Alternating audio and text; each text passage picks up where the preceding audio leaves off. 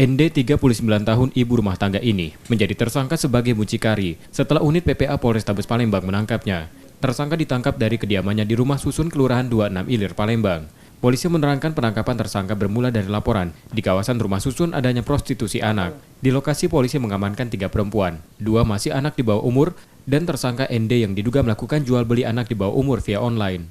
Tarif untuk satu anak Rp250.000, yang dibagi Rp150.000 diberikan pada korban dan Rp100.000 bagi tersangka. Bersama tersangka, polisi menyita handphone tersangka yang digunakan untuk menawarkan korban. Berdasarkan informasi yang kami dapatkan dari masyarakat sekitar bahwa di sekitar Rumah Susun itu terdapat aktivitas yang mencurigakan, yaitu prostitusi. Jadi setelah lidik yang kami lakukan dengan melalui anggota kami melakukan pergerakan pada malam minggu di TKP, yaitu Rumah Susun Blok 41. Di sana kami mengamankan seorang perempuan yang diduga melakukan transaksi jual beli anak di bawah umur. Korban anak di bawah umur, yang satu berusia 14 tahun dan yang lainnya itu berusia 16 tahun.